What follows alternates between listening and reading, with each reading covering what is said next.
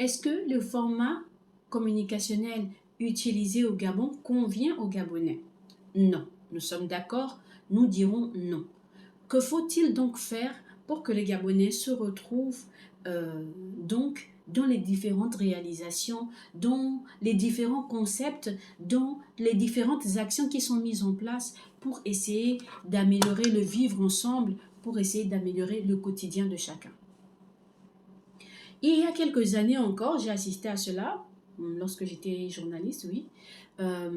Il existait donc, c'était organisé par les institutions, je ne sais pas trop lesquelles, je ne vais pas les citer ici, mais je sais qu'il y a certaines institutions qui avaient mis en place ce qu'on pouvait appeler les voyages de presse. Donc, selon les formats de transport qui étaient possibles, un certain groupe de journalistes étaient emmenés sur certains projets, certaines réalisations, pour pouvoir juger de l'avancée des travaux, pour pouvoir assister à la livraison des travaux, etc.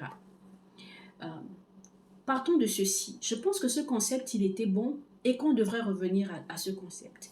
Mais en plus, je pense qu'il faudrait également ajouter la possibilité d'un quota de citoyens lambda représentatifs du secteur précis pour juger ou jauger eux-mêmes des réalisations faites et en parler. Parce que de ce que j'ai pu constater au Gabon, le format de communication qui marche le plus, c'est le bouche à oreille. C'est la discussion entre amis au bar, c'est la discussion entre parents à la maison, autour d'un verre. En fait, le Gabonais aime la convivialité. Il aime se retrouver avec ses amis, faire un peu la fête et discuter, analyser les faits de société, tout ce qui se passe. Si vous lui présentez une activité d'une minute, durant 1 minute 30 au journal, pendant qu'il est en train de penser comment il va payer le pain pour les enfants demain à l'école, comment est-ce qu'il va payer le goûter, à madame qui pose les problèmes, à monsieur qui demande où est sa nourriture, l'information est vite entrée et vite ressortie et on n'en parle plus.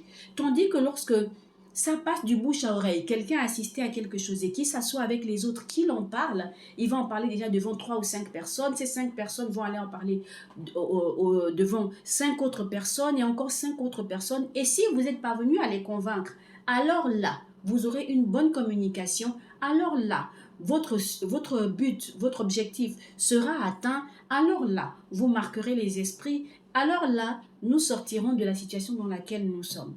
Donc, peut-être revoir les voyages de presse en y impliquant les, euh, les concernés du secteur.